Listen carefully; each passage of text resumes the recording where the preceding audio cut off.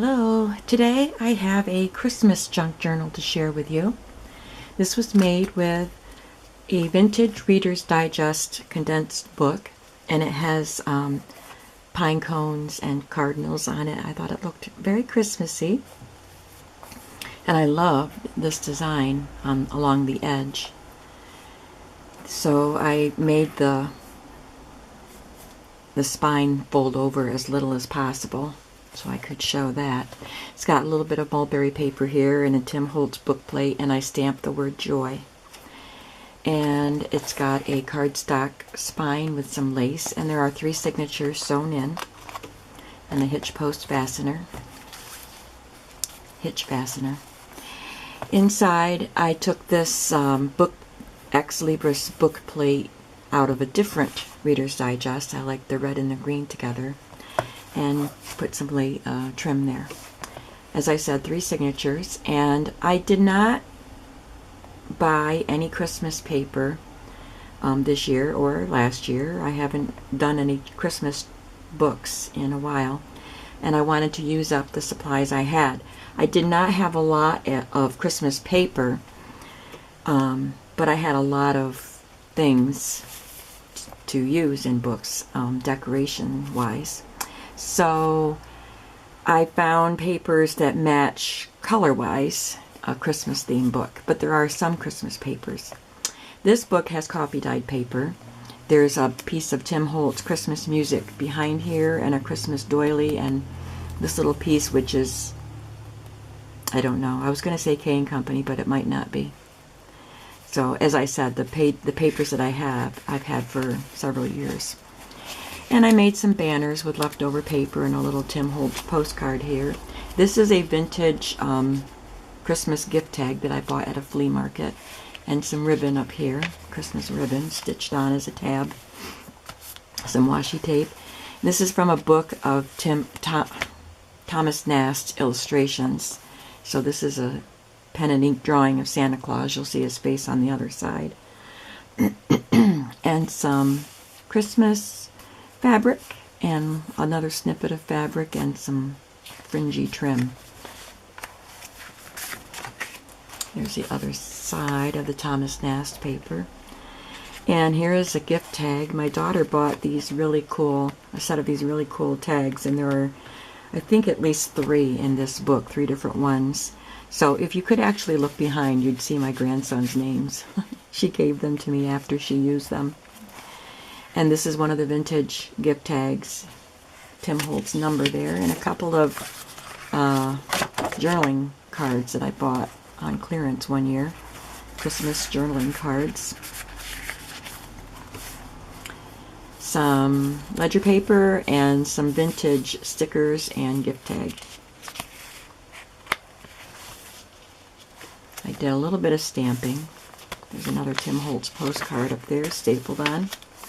This is some U.S. Post Office Christmas stationery that I found at, here's the package. I found it at Salvation Army or something. And it has envelopes. But it's not, it's got a barcode on it, so it's not extremely vintage. But I did find it, what is it, $19.99. But I thought it was appropriate to include in here. And there's a copy-dyed index card with grid paper on it, a little bit of trim stitched on. This has some ribbon trimmed to the top, or stitched to the top. This has a little piece of what do you call this? Transparency with snowflakes on it, and a little heart-shaped ornament that I glued to coffee-dyed paper and then carefully cut around it. You can journal on the back. Here's an envelope. This contained a vintage party invitation, Christmas party invitation, and you'll see the invitation in the book. There's a Tim Holtz postcard that I glued on so that you can use it to tuck the flap in. And it's just got a coffee-dyed index card inside. I just love the way that coffee-dye turned out. I think I sprinkled salt on this one.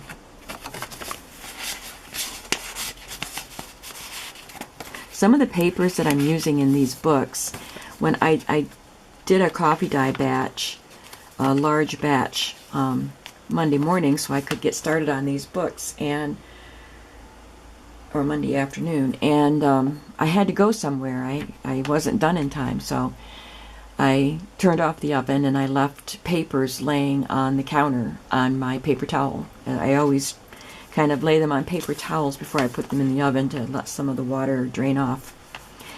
Anyway, they were there for a couple hours, and when I came home I finished drying them in the oven, but something happened to them while they were lying on the paper towel. They just became so interesting, very mottled, and took on more of the paper toweling markings. You'll see more of that, I think, on some of the other pages. And I really liked, and some of them were pretty dark too. I really liked the way they look.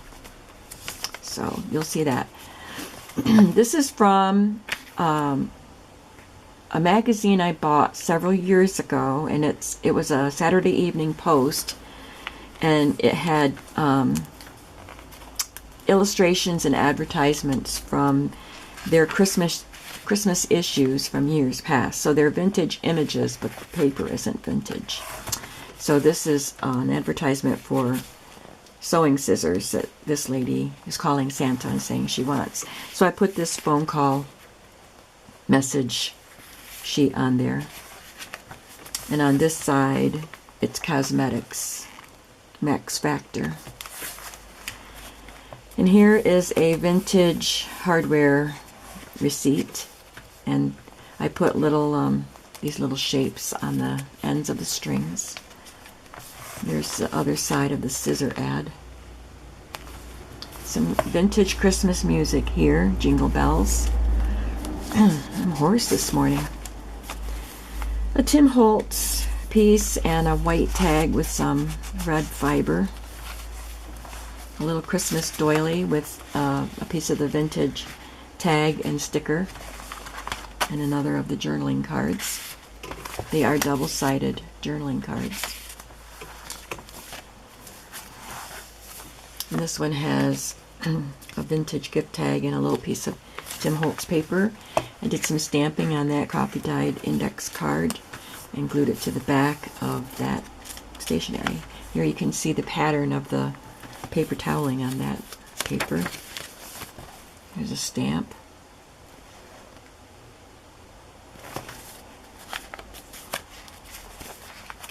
Tim Holtz paper glued on as, or stitched on as a pocket, and there's some trim here. This is from a vintage children's activities magazine. It's from 1946. And it was a little crossword puzzle, a little Santa Claus crossword puzzle, and some child filled it in. So it's all done for you. You don't have to do the work, but you can journal in there. Oh, excuse me. And this is from a very vintage Christmas book that I found at a flea market. And each page has something interesting for the child. And this one just has a little piece of fuzzy fabric for Santa's beard. And on the back it just has a little text. This is a piece of file folder that I stamped on it. May your joy be full. Merry Christmas. And there's a little poinsettia there. And some more poinsettias on the card. This is stitched on. There's the Thomas Nast Santa Claus. There's some of that interesting paper that was left on the paper towel. Just look at that. I might have to do that again. And there's just a little bit of felt. I think it was to decorate packages. And I thought it was cute. And I'm making a list journaling card. This is from Graphic 45 from the Nutcracker Sweet paper. And here's a second signature. This is cut from a magazine. And some dyed cheesecloth behind him and some trim sewn on. And there's one of the tags that my daughter bought. It says Merry Christmas. Sewn on as a little pocket. Some more ribbon. Some more of that interesting paper. This is from a vintage book of Christmas songs.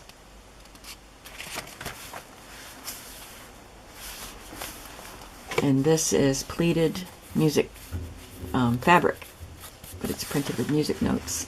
Here's a sheet of the Christmas paper that I had. Another tag. The gingerbread man. Here is the vintage invitation. I believe it's a Hallmark invitation, but I found it at a thrift store or a flea market or something. There's another stamp, an old Stampin' Up! Stamp. Little stenciling and a little bit of stamping on that, and another acetate and some trim, another little tag.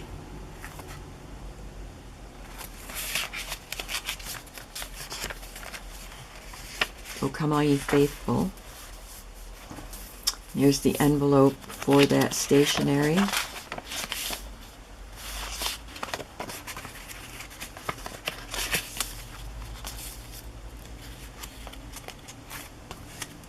There's an illustration of a vintage Santa Claus and children.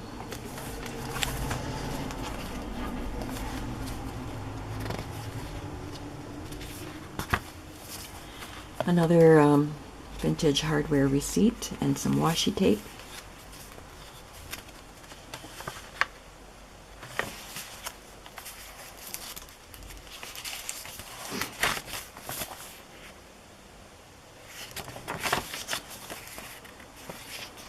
Yeah, it's a Hallmark invitation. Here's the other side of the Christmas paper with the deer on it. And I folded it over to form a pocket, sewed some rickrack on it. This is a reproduction of a vintage postcard and a journaling card and coffee dyed index card that I folded and stamped on.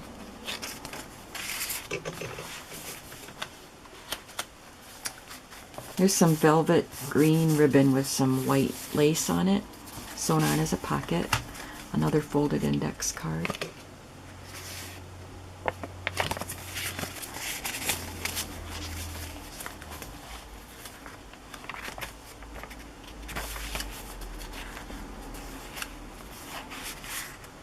This is just a scrapbook paper that I sewed on as a pocket. This is something I stamped and some trim. I stamped that on coffee dyed paper and cut it out. And here's the last signature. This was also from the children's activities book, and it says, "What do you want for Christmas?" She saw two shining eyes. There's a little kitten in the box there. Some more banners. More fabric.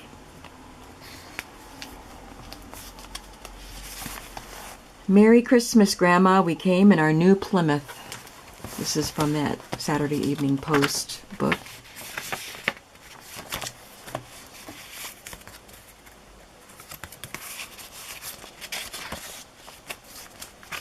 Another reproduction Christmas card. I trimmed it slightly so it would fit in this pocket. This one has a sheer music ribbon stitched to the pocket. Here's another invitation. Another gift tag with a little tag that I stamped. Some stenciling. The First Noel vintage paper. This is from a book, and it's a Grandma Moses painting a Christmas scene.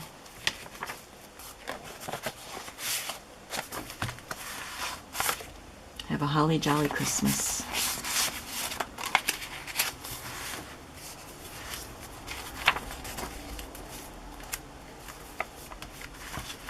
Another piece of pretty Christmas paper left over from a project from past years. Stitched on, and there's some ribbon. And here's another page from that book, and it has some foil underneath the package. There's an index card. This one has a vintage gift tag just tucked in. It was a larger one, so instead of stitching it to the page, I tucked it in as a journaling card. This has a Santa Claus stamp stamped on it.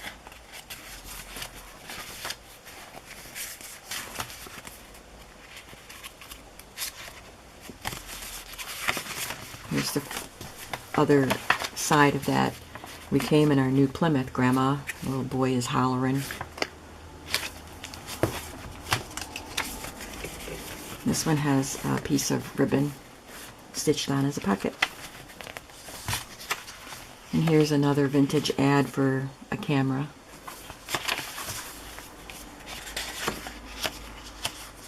And then this is just a journaling card glued onto the back, some trim, and a little library pocket with a little card inside.